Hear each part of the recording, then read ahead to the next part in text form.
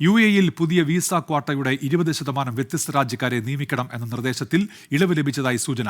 India, Pakistan, Egypt തുടങ്ങിയ രാജ്യങ്ങളിൽ നിന്നുള്ളവരുടെ തൊഴിൽ അനുമതി അപേക്ഷകൾ സ്വീകരിച്ചു തുടങ്ങിയെന്നും വിസ അനുവദിച്ചെന്നും സേവനദാതാക്കൾ വ്യക്തമാക്കി. നേരത്തെ UAE-യിൽ കമ്പനികൾ വിസ ക്വാട്ടകളുടെ അംഗീകാരത്തിനായി മാനവ വിഭവശേഷി സ്വദേശവൽക്കരണ മന്ത്രാലയത്തിൽ പുതിയ അപേക്ഷ നൽകിയപ്പോഴായിരുന്നു നിയമത്തിലെ മാറ്റം ശ്രദ്ധയിൽപ്പെട്ടത്. തൊഴിലിടത്തിൽ എല്ലാ രാജ്യക്കാർക്കും തുല്യത ഉറപ്പാക്കുന്നതിന്റെ ഭാഗമായി പുതിയ വിസ ക്വാട്ടയുടെ 20% വ്യത്യസ്ത രാജ്യക്കാരാകണമെന്നായിരുന്നു നിർദ്ദേശം.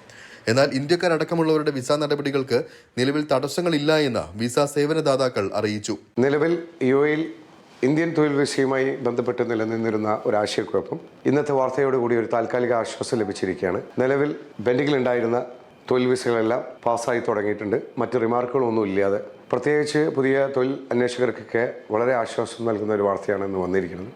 അതേസമയം ഇക്കാര്യത്തിൽ തൊഴിൽ മന്ത്രാലയത്തിന്റെ ഔദ്യോഗിക വിശദീകരണം ലഭ്യമായിട്ടില്ല. എല്ലാ രാജ്യക്കാരുടെയും വർക്ക് പെർമിറ്റ് അപേക്ഷകൾ സ്വീകരിച്ചു തുടങ്ങിയിട്ടുണ്ടെന്നാണ് മന്ത്രാലയം കോൾ സെന്റർ അറിയിച്ചത്. അപേക്ഷകൾ സ്വീകരിച്ചു തുടങ്ങിയത് മലയാളികളടക്കമുള്ള നിരവധി പ്രവാസികൾക്ക് ആശ്വാസമാകും. 24 ദുബായ്.